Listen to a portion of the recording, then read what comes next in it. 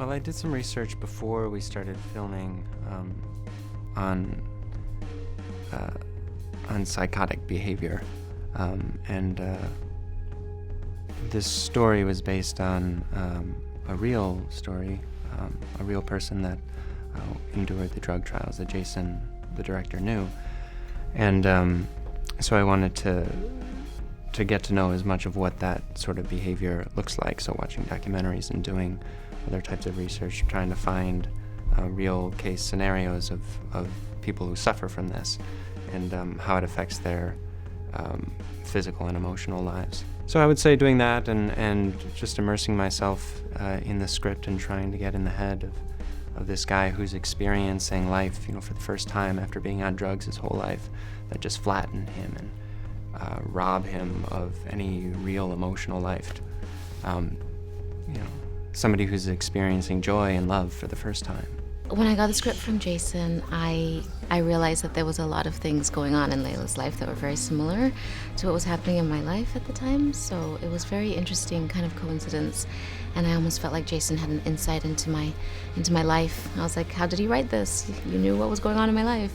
A lot of parallels and stuff. So it was, I felt attached to her right away. She's just in a very vulnerable place in her life at the beginning. And when she meets Ed, he seems very open and kind of similar to her, and they just kind of click, I think, because of their similarities of what they've been going through and their past and stuff like that. And she just feels like he's a kindred spirit almost, and so easy to talk to and so open. Ceresia is a drug that I invented and I'm working on. I'm trying to get to be approved by the FDA.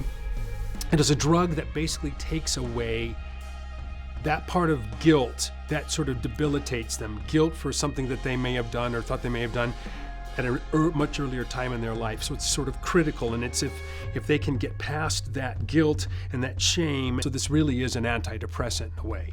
And it's about just, if this guy takes it, he'll stop having these incidents. I definitely, drew from personal experience. There's a psycho inside of me, and I probably display psychotic behavior on occasion. So it's just finding that and enlarging it. But it was also like I tried not to dwell on the psychosis of this behavior, because even the psychosis was something that he was fighting. He was trying to actually fight through that behavior and connect with Layla and connect with the doctor. So it's not as if I thought to myself, oh, I've got to play a crazy person. It's no, I'm playing a crazy person who's trying to be a normal, or is trying to be a functioning person. I think with Ed, it's because he's never had a family support around him. He's never been able to deal with his guilt, from childhood. Whereas with Layla, even though she does carry some guilt and stuff about her past, she does have a family support around her. She has a lot of love. And also I think she has the conviction that the things that she did at the time, she did them because she thought that was the right thing to do at the time.